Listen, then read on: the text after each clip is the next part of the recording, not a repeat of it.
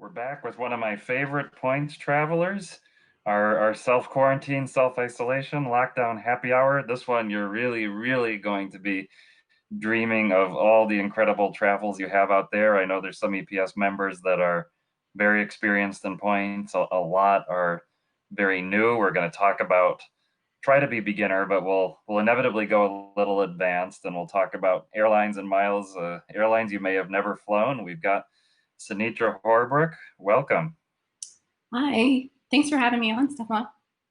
All right. Well, one of the questions that comes up in our group quite a bit is around Pacific travel. And your trip before the lockdown was using Alaska miles and hotel points to Fiji and New Zealand. And for people that think it's not worth their time to get into points, talk about what you did on this trip, how you put it together, how much cash you ended up spending, and make them jealous.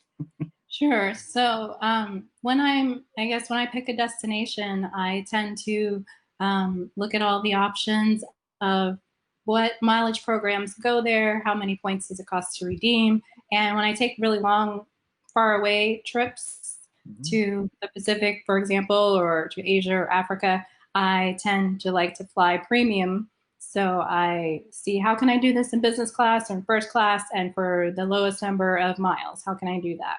And so I discovered for New Zealand, Alaska mileage program had a great redemption for business class. I could take Fiji Airways to Nandi, Fiji, and then I could also have a free stopover. And a stopover is just a break in your trip, and that can be as short or as long as you want. So I decided to stay 3 days in Nandi, and then after that, I went on to New Zealand, and that was all in business class. It was 55,000 miles for one way, and then I did the same thing for the return. Only on the return, I just flew straight back. I didn't do a stopover coming back home. So it was 110,000 Alaska miles round trip for business class, and that included my flight from Dallas. So on the way there, I did Dallas to San Francisco, and then San Francisco to Nandi, and then Nandi to Auckland. Then once I was in New Zealand, I also took some inter-island flights, domestic travel within the country, and I used what they call a travel eraser card, which for me, that was the Barclays Arrival Plus card, which is not available, I don't believe, for new applications anymore or at the current moment. But basically, I just booked flights on Air New Zealand, and then I booked it using that Arrival Plus card, and then I was able to redeem my arrival miles for that and basically cover the cost of those flights. And then for hotels, I stayed at the Hilton, 4 different Hiltons over the course of that trip. I stayed at the Hilton in Fiji, which it was a great experience. I mean, it's not the really, if you're looking for that sort of off the beaten path Fijian experience, the Hilton is not going to be it. But if you're looking to spend as little as possible and still have a great time, on your accommodations, using points to cover the cost of a hotel will do that for you. So I did that in Fiji, and then when I went on to New Zealand, I used a free night from my Marriott credit card to stay in Auckland, and then I used more Hilton points to stay in Wellington and to stay in Christchurch and to stay in Queenstown. And the great thing about Hilton, one of the reasons why I really like them, is because I have diamond status with them, which is the top status you can have with that program. And so I get upgraded rooms, I get free breakfast, I get drink coupons to get a free drink at the bar. So they give me little perks that I really enjoy. Fantastic. And there's always a behind the scenes thing. I see a few, I think, are your family members who are waiting in the queue to join the group. So I just approved them all for the group, and I'm messaging them to come in and join the fun. So we'll get the Horbrook gang in here for some more questions. So I'll keep working on that in the background. But talk about stopovers and why the Alaska Airlines mileage plan program is so valuable for. We have a lot of people that are interested in Fiji Airways, multiple island trips. Well, with the Alaska program or with stopovers in general, I think there are multiple programs that offer stopovers, and I can't name them all off the top of my head. But basically, you can get 2 trips for the price of one, or even 3 trips for the price of one. If I had done a stopover on the return, I could have. And with Alaska, I didn't necessarily have to fly back on Fiji Airways. I could have, for example, instead of going Auckland to Nandi, I could have gone Auckland to Sydney, or gone to Australia and done that on the way back, or visited there on the way back. But I have already been to Australia, so that wasn't a top priority for me to see any more than I had already seen. But basically, why I like stopovers is just because you're getting lots of destinations for the cost of a single award. Hmm. And I think this can be overwhelming for people that are just starting out. And I don't know, have you ever flown an actual Alaska Airlines flight? With this trip to New Zealand was my first time. I have flown, I had to get to San Francisco, and so that was part of the award cost for the 55,000 miles was Dallas to San Francisco, and that was on Alaska, and that was my first time flying Alaska Airlines. And then on the return, I flew back from Los Angeles, so I had to go LAX to DFW, and but generally, I would say you can use Alaska Miles without ever having flown on Alaska Airlines. That's not a prerequisite for using their miles. So. You don't need to have flown them. You don't even need to be based in the US, right? You can be anywhere in the world. You could buy miles. Talk a little bit about that. Somebody not based in the US, how can they participate in Alaska Airlines mileage plan to put their trips together? Well, one way that I get miles from the Alaska program is using the shopping portals, which I believe, do you know those are available in other countries, or are they just US based? There are some. And there's a lot of people that are shopping from US websites and shipping overseas as well, where some of the US portals would pay out as well, I think. Okay. Well, with the shopping portals, like if you go through the Alaska Mileage Plan shopping portal, you can, before you're getting ready to make an online purchase, you search for that store that you want to shop with, and then you click to go to that store using the shopping portals link. Mm-hmm. And then they generally give bonus miles for every dollar you spend. So it Mm-hmm. can range from, well, the gamut varies. Sometimes maybe it's just 1 mile, but then other times it could be 10 miles, 15 miles. When they have special bonuses, or sometimes they have spending bonuses where you spend $100, they give you 1,000 miles, or you spend $500, they give you 5,000 miles. It can really vary, but I try to take advantage of those, excuse me, especially of those bonuses when I see them for the like 5,000 miles, for example. So. And also for the people who aren't based in the US who are asking about buying miles, which is something that I'm not particularly familiar with. I know you can, Alaska does have a lot of mileage sales, which can be a pretty good deal if you can spend $1,000 and get enough miles to have a business class redemption. Um, that can work out in your favor if compared to buying a business class ticket, I would say.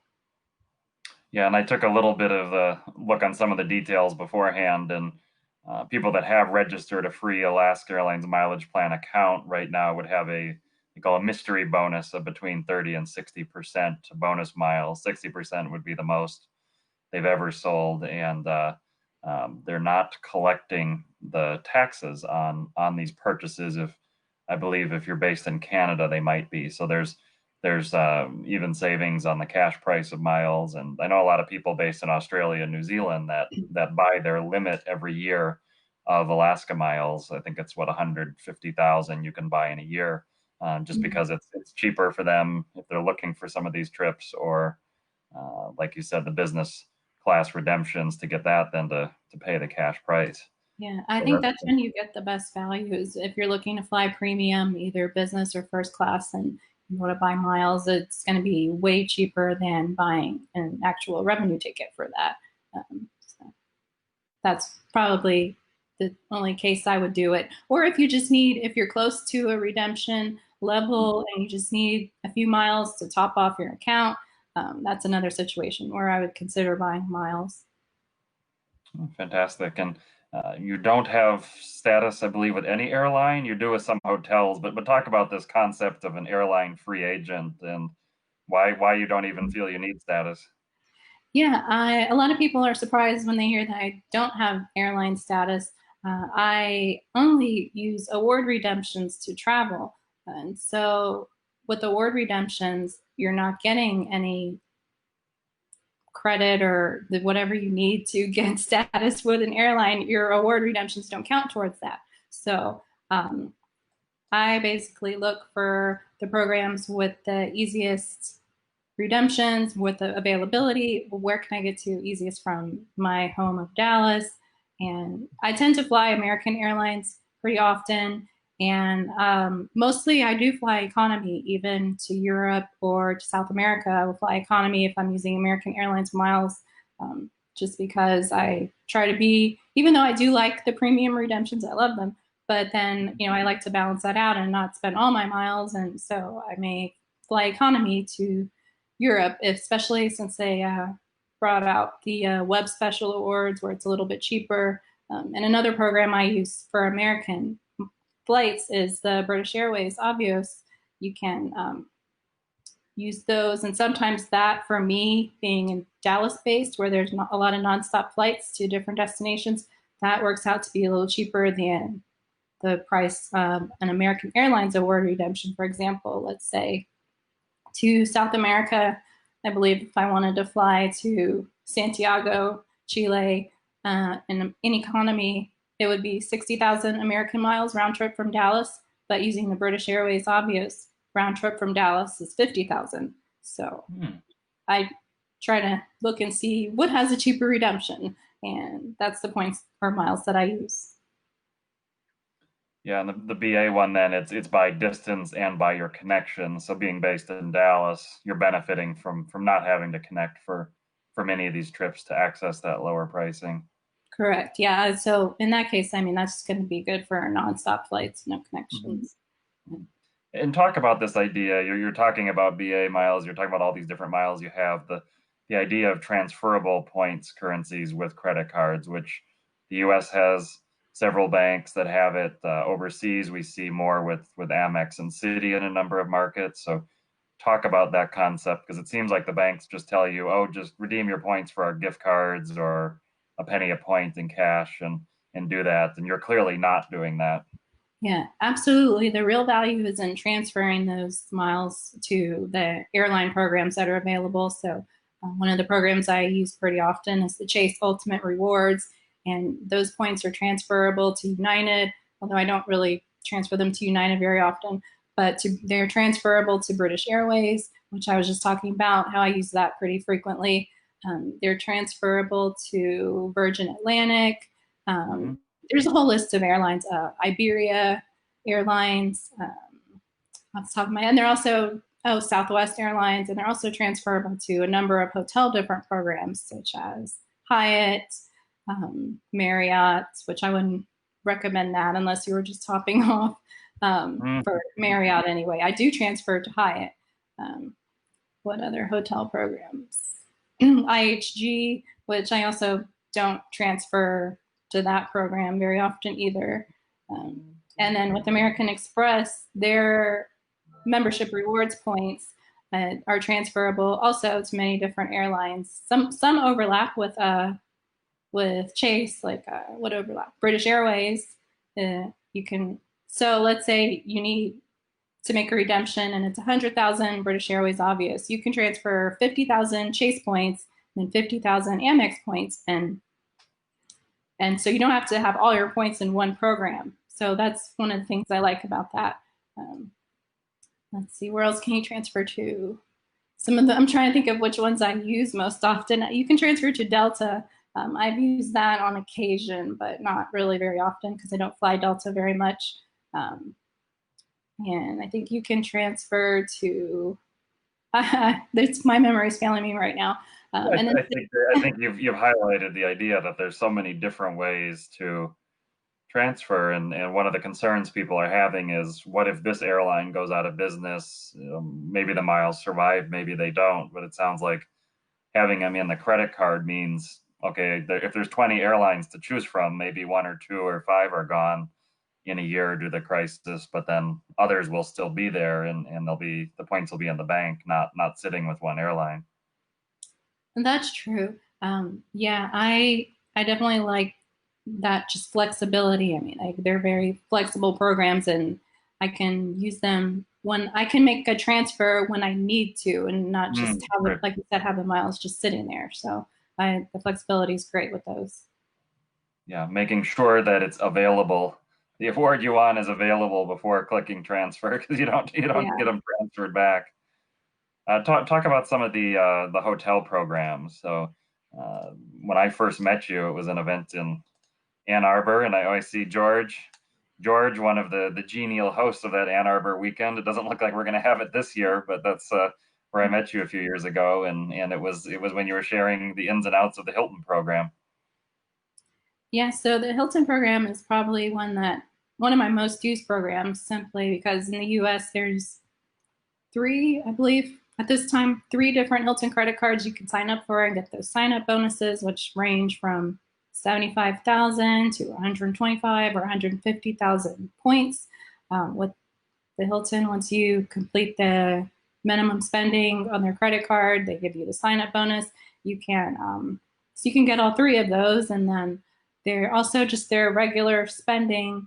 They give you, let's see, the Surpass is one of the cards that I have, and so you get 6 points per dollar generally on restaurants, on groceries, on gas, I believe.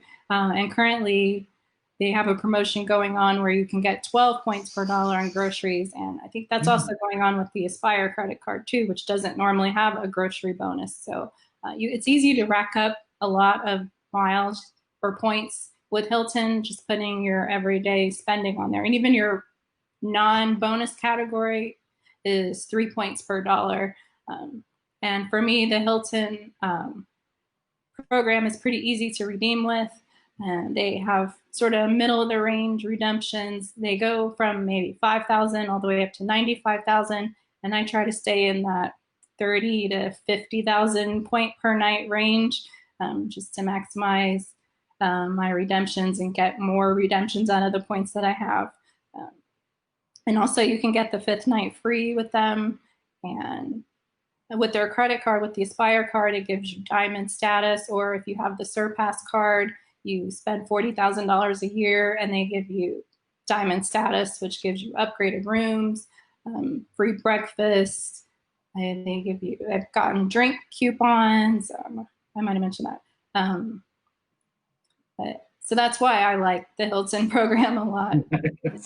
And you mentioned about the supermarket, so I don't know if people are aware that, so your Hilton card has this big bonus for the next 3 months on supermarkets, and many supermarkets sell all different kinds of gift cards for other stores that you could potentially use, Amazon cards or different ones. So talk about that idea of using, say, the supermarket third-party gift cards to do your spend everywhere. Yeah, absolutely. I've definitely taken advantage of that when if there's a store that I know I'm going to be shopping at, like a clothing store in the mall, or or online, or it doesn't have to be in person, but you can buy a gift card if you're good at sort of pre-planning what you're going to be spending. I would say buy a gift card from the grocery store for even for Amazon, grocery store selling Amazon gift cards, or for Best Buy, or for Home Depot or Lowe's, or any store that you know you're going to be making purchases at. Buy a gift card at the grocery store, and then you can get that category bonus from that 12 points per dollar that I was talking about. And a question from Clifford. This is always the really tough question. Which credit card you recommend best for miles? I will hold you to just one card. You can't give a combination of two or three. um, excuse me, that's that's so hard because it really depends. But I would say starting out, when I started out, I went with the Chase program. And for me, that was the Chase Sapphire Preferred back in the day. Um, because as I mentioned, the Ultimate Rewards program that they have where you can transfer your points to airlines or hotels is really flexible. It gives you a lot of options. And so from a spending perspective, that card is not necessarily the best everyday spend, but Mhm. for someone starting out and they just want that sign up bonus on a new card, and then they can take a free round trip somewhere and can transfer your points. For me, that helped me dip my feet in. But for an everyday spending card, if you're looking for miles, airline miles, that's a little tougher because that's going to depend. Well, what program do you use most often? I would probably maybe even recommend an American Express card, even though everywhere doesn't necessarily take American Express, but as many places as possible that you could use that. Um, I I like the American Express Gold card, even though it has a $250 annual fee, which I'm not crazy about the fee, but they give you $100 airline credit that it's sort of hard to use, but if you're, paying for bags or something like that, you can use your airline credit for that. Um, and then they have spending bonuses as far as groceries, you get 4 points per dollar. Restaurants, you get 4 points per dollar.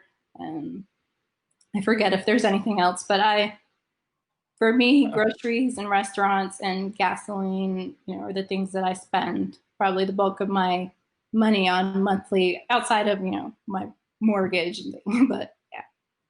So. How about if you're a business owner, and business owner can mean even that you have a small side eBay business that may make you eligible for small business cards. Again, with that, I also recommend Chase. They have quite a few different business cards. They're called the Ink. They have an Ink Preferred, an Ink Business Unlimited, an Ink Cash, and all those have different category bonuses where they give you extra miles when you spend in that category. So if you spend a lot at the office supply store, you can get that Ink Cash, and it's actually no annual fee, and you get 5 points per dollar. And I believe the Ink Business Preferred, or no, sorry, the Ink Business Unlimited gives you a flat just 1.5 mile per dollar on anything you spend. And the Ink Preferred, off the top of my head, I forget what their bonus categories are, but some give you extra miles or points when you spend on like your wireless or advertising or shipping or things like that. So it just depends on. I would say look at what you're spending. Like what are your top expenses? What categories do those fall into? And then look for a card that gives you a bonus on those categories. I thought you were going to vote for the Amex Blue Business Plus. I forgot about that one because I have it, but it's kind of just not being really used at the moment. So. But Why? that's a good one too because it does give you just a flat 2 points per dollar up to $50,000 a year. So that's a good one. Forgot about. And those can transfer to the airlines and hotels, where some of the other no annual fee ones do not, right? Correct. Yeah. And another thing that makes that one great is that the fact that it is no annual fee because the other American Express business cards do have a fee, I believe. So. And those fees seem to be keep increasing and increasing, and they're very complicated. You can tell both of us love to spend time on this subject, but not everybody listening wants to spend so much time there. So Clifford followed up. He said, "I heard Amex Gold and Chase Sapphire Preferred, so look into it." So those are great ones. And the other one we just mentioned, the Blue Business Plus from Amex as a base card. So Cynthia's asking, do you save on the cost of excursions or gain points from taking excursions? A little bit of both. Going back to my most recent trip to New Zealand and Fiji, I was able to use that travel eraser card that I was talking about earlier, the Barclays Arrival Plus. Anything that codes that the credit card company codes as travel expense, you can redeem for. So, let's say I took a day tour that was $100. So I charged that tour on my Barclays Arrival card And then I was able to redeem 10,000 of their miles. They call them miles, but it's basically just cash back points. And then they erased that charge from my statement and I didn't have to pay for it.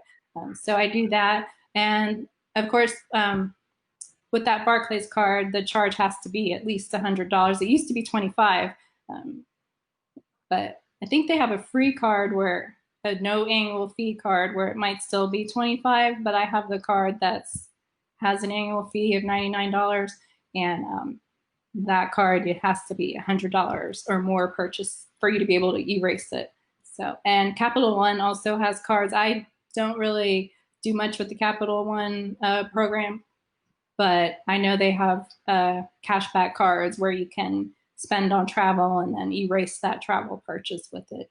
So. And a follow on, I'm curious, what kind of excursions are you booking if you're booking activities, tours, where do you look? Are there sites? Are there local resources? It varies. I have booked day tours using like Expedia or Viator, and I've gone to just like the concierge at the hotel.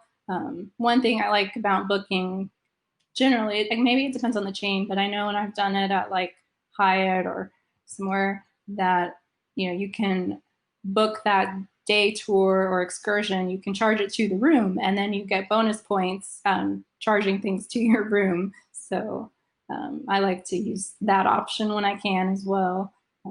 And then sometimes I'll just go, if I'm in a city, I'll go to the tourist information office and get some brochures and then kind of do a little research online and then book directly online with the tour company. It really varies.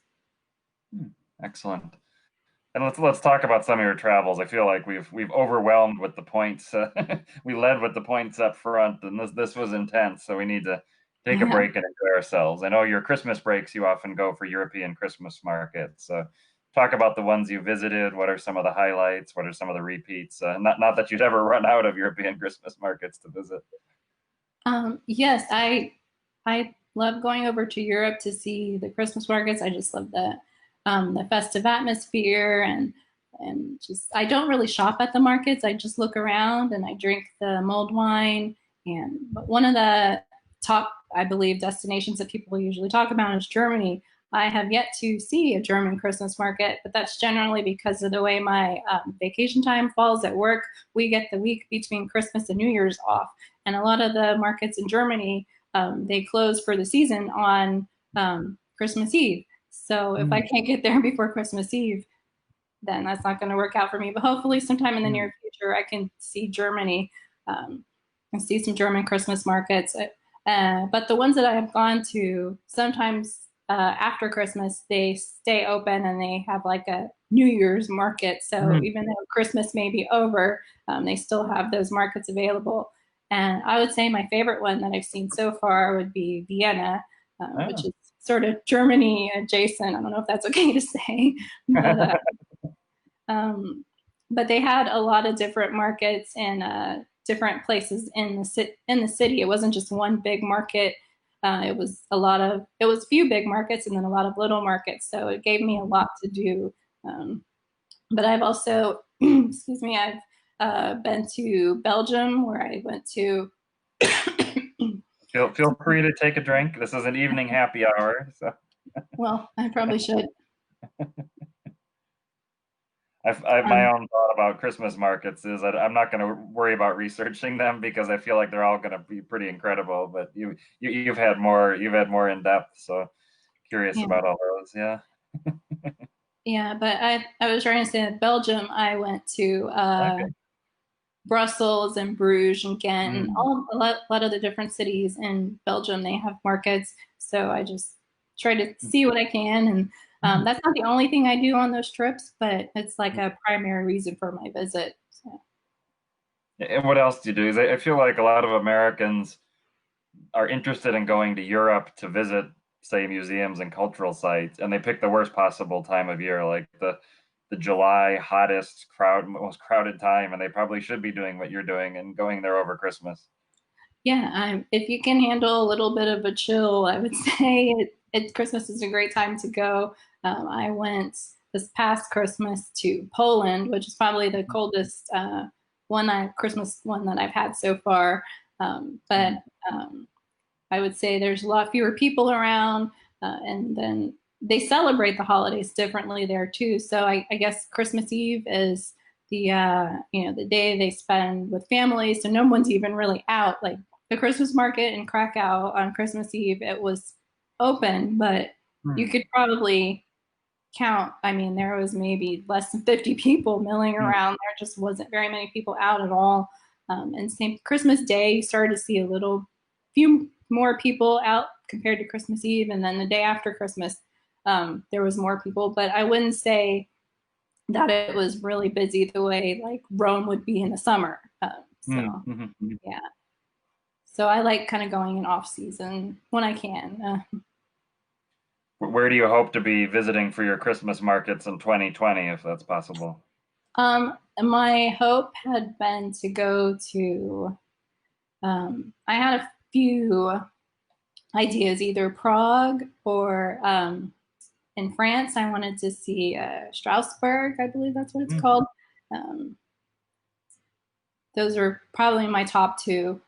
And then also in Germany, I said I hadn't seen a German Christmas market, so I was doing a little research, and I believe that Berlin. I've been to Germany, but I haven't been to Berlin, and Okay. so I believe their Christmas market they extend it after Christmas up to New Year's. Oh, So okay. that's on my list. Oh, fantastic. It's one of these ironies of the current situation that everything's closing except that new Berlin airport might finally be opening. So you might even be heading through there for for that one. Let's talk a little bit about solo travel. So I've been honored that you've agreed at several conferences I've organized to speak in the past, and you've done some nuts and bolts points topics, and you've also done a talk that I find very, very illuminating called Sensational Solo Travel. And one of the themes you talk about is how to get the courage to become a solo traveler. So give us some lessons for those that are interested but just haven't quite taken that step yet. Sure. Well, for me, in the beginning, getting that courage was sort of building up to it, working my way to being able to take longer trips over um, to other continents. I started out easy with the US, going, on a weekend trip to California or somewhere that I hadn't been before, but just doing a short weekend trip somewhere that was easy to navigate, get around, that I felt safe. Mhm. And so once I got comfortable doing that, and then I would also, for when I first started going overseas, I would start out with the primarily English speaking countries, or where Mhm. in the tourist areas you're going to find a lot of English speakers. So I wouldn't have that language barrier to worry about. I would say I think a lot of people worry about the language, and another thing people worry about is getting around. For Mhm. me, I don't like to rent a car anywhere when I Okay. travel. I like to use public transportation, so I look for places that have a good subway or Mhm. metro system or bus system. If I have to, I'll do taxis or Ubers, but I Mhm. prefer public transportation tends to be a little less expensive, so I prefer that. And also, public transportation, you get to see more of the local, sites, and the local people ride it, and so I prefer that. Um, but yeah, so I just worked on building up my confidence, and plus, I mean, I'm an introvert, so it's kind of not difficult for me to spend a lot of time alone. But Mhm. one thing, when you are alone, people gravitate toward you a little bit, I think, and it's easier for strangers to come up and talk to you when they see you're alone. So I tend to just meet people anyway, even if I'm not trying to meet people, I do. So Oh. So yeah. how do you I feel that way too. It's uh, I can read a book at a restaurant and be perfectly happy. And the traveler once wrote me and said that would be like her ultimate nightmare is sitting there eating. So Yeah. when as an introvert, there's times in travel you need to become an extrovert. So how do you turn that on, and what does it? I mean, when I'm traveling, I guess it's easier for me to strike up a conversation with people, or if somebody strikes up a conversation with me, because we have that shared interest. If it's another traveler that I'm talking Mhm. to, we have that shared interest of travel. Mhm. And if it's a local person that I'm talking to, I'm generally interested in their local everyday life and what it's like Mhm. to live where you live. And so I feel like I can be sort of inquisitive, and people usually want to share about their life and what it's like, and they want to hear what life in the US is like. So I guess that maybe brings out the introvert and the extrovert in me a little Mhm. bit, but Mhm. yeah. All right, then Zach Forbes says hi, and Ezra follows up with how many countries have you been to? And I think add to that how you got started. So 2011, you got your passport. Yeah, so I guess I'm probably considered maybe more of a newbie traveler in this group, but I've been to a total of 30 countries. And I got my passport in, like you said, in 2011. My dad wanted us to go on a trip together, and we wound up going to Mexico, which is just a hop away from Dallas here. But it was my first international trip. We stayed at an all-inclusive resort in Playa del Carmen, and I had a really great time, and I wanted to not let my passport go to waste that I just paid, for. So, and it didn't expire for 10 years. So I said, I need to figure out how to use this, and how can I travel for, inexpensively. And that's when I got into the miles and points. Was the following year. I Mhm. started reading the travel blogs. There was one called Million Mile Secrets, which Mhm. I read that a lot starting out because they used to really give out secrets, and they would talk about doing apporamas and applying for credit cards and getting miles. And so once I discovered that, and that's another thing that led me into the solo travel, was once I started getting a lot of miles and I wanted to travel, I wanted to go on trips pretty frequently. And I didn't always have somebody to come with me. Sometimes I did, sometimes I didn't. And I Mhm. didn't want to have to feel like I couldn't go if I didn't have anybody to go with me. So, yeah. So that's how you got off. And I know you've taken a number of trips to Latin America, and in this current interview series, I'd say that's an area of the world that fewer people have been mentioning as some of the highlight to talk about the trips and the repeat destinations that have really won you over. Yeah, I have been to, excuse me, I've been to Colombia a couple of times. I went to Cartagena and Medellin. And actually, if things are improved in the world later this year, I hope to go back to Colombia later this year. I have been to Argentina a couple of times. I went to Buenos Aires, and I've been to Iguazu Falls. Mm. I went to Chile. Oh, and also in Argentina, sorry, I also went to Mendoza, which was one of my more recent trips last year that definitely was sort of a standout trip because I like to go wine tasting, and Mendoza is known for the Malbecs. And so I Mm. went to a few different vineyards and tasted quite a bit of wine. And I went, Mm. I did a tour because I did not rent a car. Like I was saying, I don't like to rent cars. So they have sort of a hop on, hop off wine tour that you can do. It's actually really inexpensive too. So I enjoyed that in Mendoza. Um, I've been to Chile twice. I've been to Santiago. I've only been to Santiago, but one of my goals for probably next year is to get to Patagonia. So Mhm. we'll see if that happens. And I've been to Peru, to Lima, Machu Picchu, Lake Titicaca.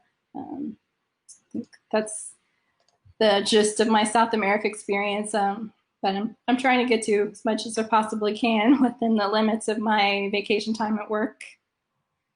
Actually, that's a perfect lead in because you're not somebody who's traveling long term indefinitely. I think your schedule has generally, until this period, been about once a month, a long weekend. So talk about how you've arranged that, made your work fit in American employment, which has so few vacation days.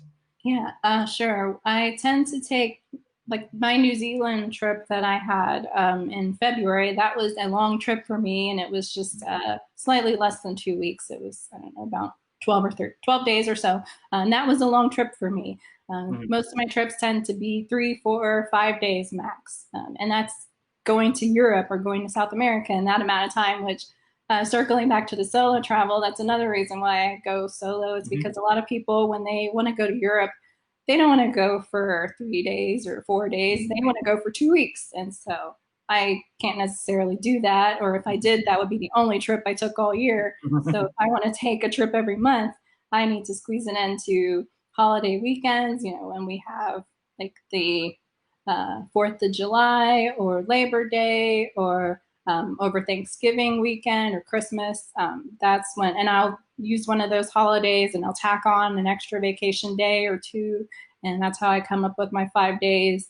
And then I try to take, when possible, red-eye flights. So I leave here, let's say on a Friday night. So I've worked all day Friday. I leave here home Friday night. I get to my destination Saturday morning.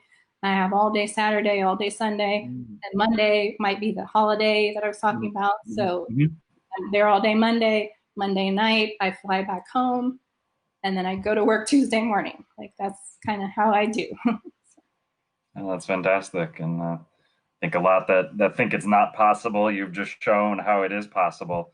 Zach has two questions related around solo female traveler, if you can address. So barriers to destinations you may be holding off, and he clarifies that by saying, are there places you're really wanting to visit, but you're not sure on the judgment call or won't do, or might even be in some concern about your safety or fearing them?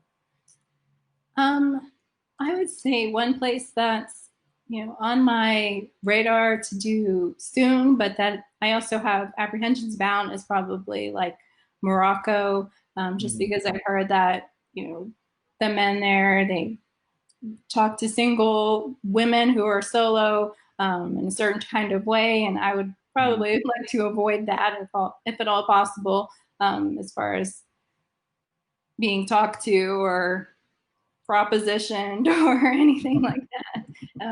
So that's one destination that it's like I want to go there, but at the same time, I'm aware of the fact of how solo females may be perceived in certain countries. So, yeah.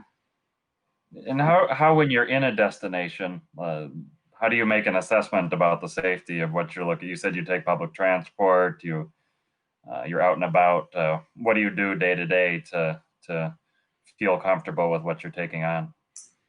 Well, I look to see like if there are other women out alone or women and children, or that's one way I gauge like, okay, there's another woman out here by herself on the metro, so I'm okay. And generally, I kind of have a look on my face that's like, don't mess with me, or my RBF, as people call it. But another way that I sort of try to gauge safety or get advice from like a local person where I'm staying at the front desk or a concierge or something like that, especially if it's a younger woman working at the hotel, I will try to ask like, where would you go out to dinner? Is it safe to walk back from so-and-so after dark, or what time would you say I should be back? Or would you walk to, how far from the hotel would you walk and be okay? And I think I'll ask the male workers at the front desk as well too. And it's not just the women I'll ask, but I'll ask anyone. But I tend to like the input from the female workers. And I feel like they also kind of, maybe it's my imagination, but they look out for me a little bit when they know I'm sort of traveling alone, and this might maybe my first time visiting that city. And so hopefully they base their advice on that. And Ezra is asking, have you done backpacking? Anything we need to know? I am not a backpacker.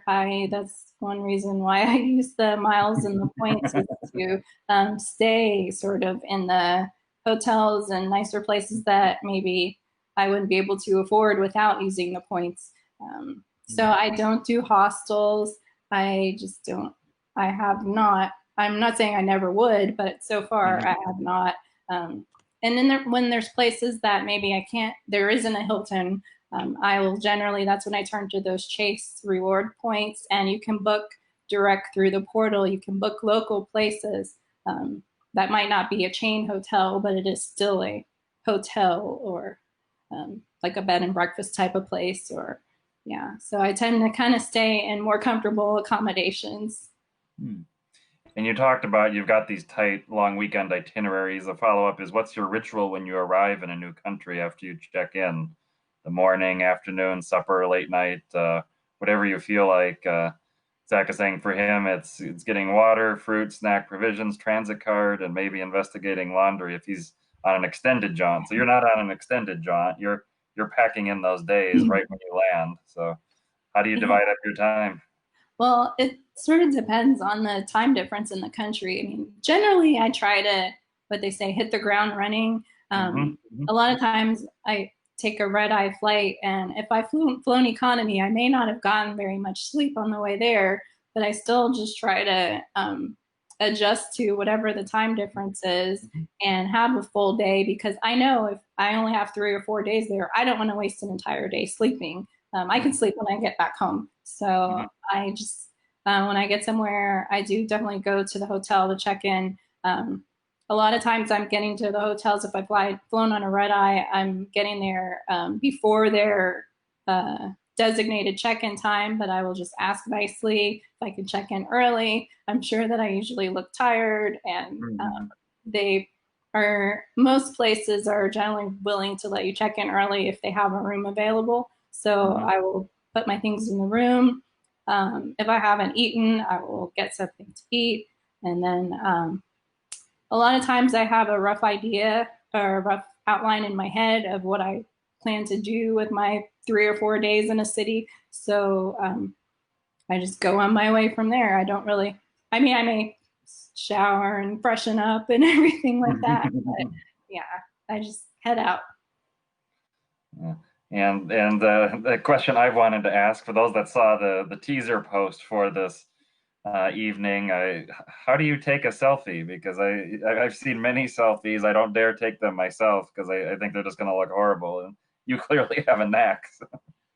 Well, it's something that I've sort of worked on over the years because I feel like when I first started traveling by myself, my selfies were not very good, but I started kind of looking at pictures of other travelers who take selfies and how they did it. And then I realized, oh, they're using a tripod, they're putting their phone on a timer, they're putting their camera on a timer. So I'm doing a lot of that.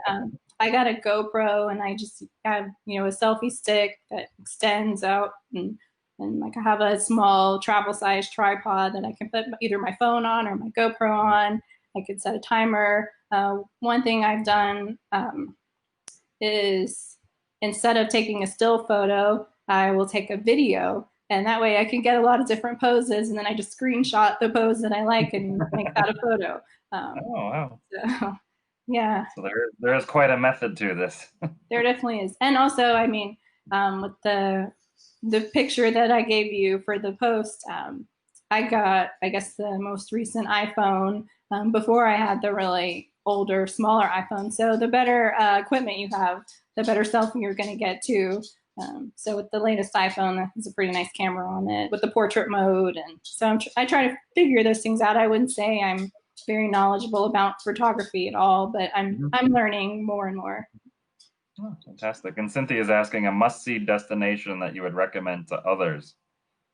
Um, that's funny because I don't have anywhere that I wouldn't recommend. I mean, everywhere I've gone, I've enjoyed, and I would probably go back to again. Like I've one of the reasons why I haven't been to more countries is because I repeat visit countries, even though I might be going to a different city the next time, Mhm. but I repeat countries.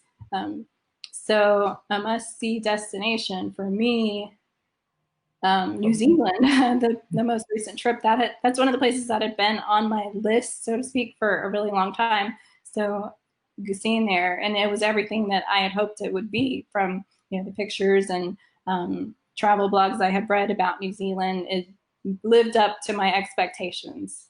Actually getting to go there. And how about close to home? I think you've spent a good chunk of your life in Austin. You're currently in Dallas. Austin is a hipster spot now, popular tech startup people. Uh, as a visitor, both cities or other parts of Texas, Texas is almost I think people feel like it's a country unto itself, and in many ways it does seem that way. So, give the first timers to Texas itinerary. Um, I would say definitely say Austin and San Antonio probably would be the top tourist destinations. I haven't been to Austin in a really long time, and actually maybe this year I might go back. Um, but it has a lot of great nightlife and it has parks and nature. I wouldn't recommend going in the summer because it gets oppressively warm, but any other time of year, it's pretty great. And San Antonio has a lot of history there with the Alamo. The River Walk is really nice. I haven't been to San Antonio in a really long time either, but it's one of the places I'd like to get back to. Austin's about a 3-hour drive for Mm-hmm. me. San Antonio is like 5 hours, so I don't get to those places very often.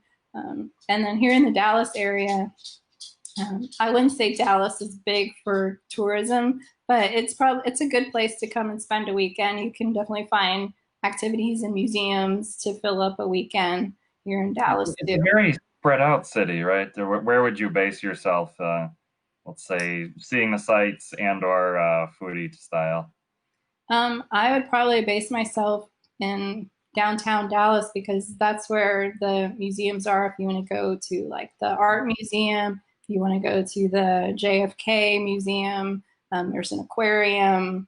So now, if you want to go see like when sports are back in action, the sports teams are sort of spread out. If it depends on when you're here, but like if you want to go to Dallas Cowboys game, that's not downtown. That's you're probably going to need a car for that. Um, but or if you wanted to go to like the Texas Rangers baseball, that's over near where the Cowboys play. The only thing that is downtown is like the basketball team, the Mavericks and the Dallas Stars, the hockey team. They both play in downtown Dallas, so that's one thing I like to sort of do on my domestic trips is actually go to sports. I like to go to baseball games, so I haven't gone to very many, so I'm not going to say I've seen a lot, but I like to collect things, and so I'm sort of trying to collect baseball stadiums when I can. Um, so Oh, fantastic. baseball stadium visits, I should say. Awesome. Brent is asking Santiago and Buenos Aires. I believe you've been to both. So which did you prefer and why? You have to pick one. Um, that's so tough because I like them both for different reasons, but I would say I think I preferred Santiago a little more. Just maybe I'm not a foodie, so the food doesn't make an impact on my decision at all. It's more of like the sights and the experience that I had in that city. And I would say that I just enjoy a lot of things about Santiago, even though the most recent time that I went was last November and they were having some protests and government protests and things. And um, that made it different than the first time I was there. But I like that in Santiago you have the mountains that are very close. There's the ocean that's close on the other direction, so you can go from the mountains to the ocean within a couple of hours. I just I liked that about Santiago area. And Buenos Aires, I liked it, but differently, I would say. I went to a nice tango. Saw some tango dancing, which I enjoyed that a lot. Um, I went to the opera theater. I forget what it's called, but the main theater, and I saw a little orchestra performance. And so I enjoyed the arts and the culture of Buenos Aires. And also I went to the Recoleta Cemetery and saw where Eva Peron is. And I saw I guess, the Pink House, which is, where she stood. And Mhm.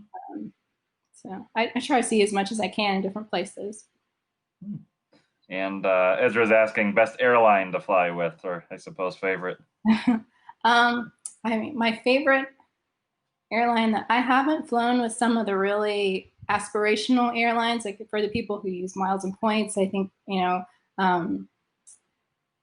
do you call it, Singapore, or I, my memory is failing me right now. But of the ones I have flown with, I would say my favorite was probably Cathay Pacific. I flew first class there from Los Angeles to Hong Kong, and just the whole experience was unlike anything I had ever had before. I think that was my first international first class flight too, so that probably colors my decision a little bit. But I'm hoping to be able to fly Cathay Pacific again in the near future when things open back up again. I know I forgot to silence my phone, and just a few minutes ago I got a call from Hong Kong that is they're calling me about the flights that are canceled for June. So I don't want to take that call. I don't want to think that my wife's birthday trip to Australia is canceled, but we know it is. So, Zulfikar's asking any sort of bad experience as a solo traveler that you want to comment on. Um, I would say the only bad experiences, and they aren't even really bad, but just being talked to from men that I don't want to be talked to by. I mean, men sometimes think you're alone or see that you're alone and think that you are available, and I'm not available for anything that these men might have in mind. And so I tend to make that clear. I had in Barcelona, a guy I was, so I do go out in the evening in some cities, and I went to a bar. I actually went out to watch the Dallas Cowboys football game that was on in America, but it was on in like late at night in Barcelona. So I went out, and a guy asked me to go back to his hotel room with him. Just like we didn't even speak the same language. He was like using Google Translate to talk to me, and I think he spoke French, or he was so. And I was just like, no, and I will just remove myself from that situation. So, but I've never felt threatened or anything like that. That's great to hear on the different perspective. Let's close with a real show off moment. I'll pull the introvert out. The South Africa trip, lots of points involved, lots of incredible things you did. Let's hear about that experience you had.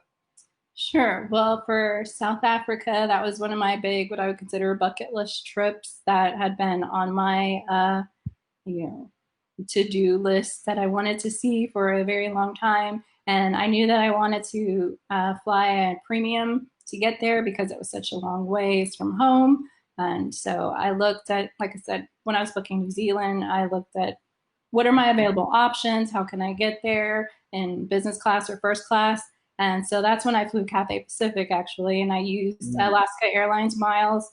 You can fly, it was 70,000 one way from Los Angeles to Hong Kong, and then Hong Kong to Johannesburg. So that was 70,000 Alaska miles. And then within South Africa, I flew a few domestic flights, and like on South African Airways and Airlink and Mango Air, I think I also flew. So I used I used Chase. I believe I used Chase Ultimate Rewards, and I just booked through the portal for those. I didn't transfer them to anything. And I also used my Barclays arrival card to erase charges while I was in South Africa. So I went on a safari, and I was able to cover the cost of that safari with my Barclays arrival card points. And so it was at a tented camp where you stay and there's no fences at Kruger, which I'm sure most people in this group are familiar with Kruger. And so that was one of my top life experiences so far, I would say, was staying out there.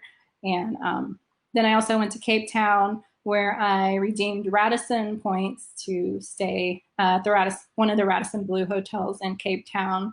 And then on the way back, I redeemed American Airlines miles, and I flew Qatar Airways, and I flew business class. That was 75,000 miles. This was a couple years ago, but I believe that they have not raised the redemption.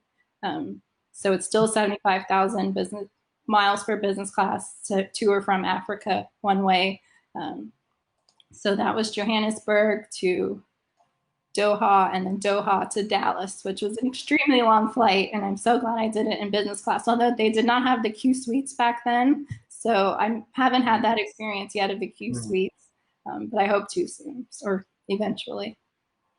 So quick follow-ups. Did you complete the Big Five in Kruger and other countries in Africa that are on your radar to visit?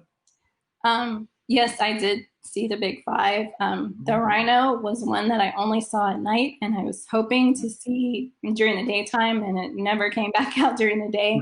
So I didn't get great, or maybe even any Rhino pictures, but I know that I saw it. So I did have that experience, and I saw the Big Five, which for people who don't know, I think it's what, lions, elephants, leopards, rhino, and something I'm forgetting, buffalo. So yeah, I saw Big Five. And other South Africa or other countries in Africa are definitely on my radar. I would love to go back. I regret that I didn't see Victoria Falls while I was so close to it. So when I go back, I would like to see Victoria Falls. I'd like to go to Botswana. I'd like to go to Namibia.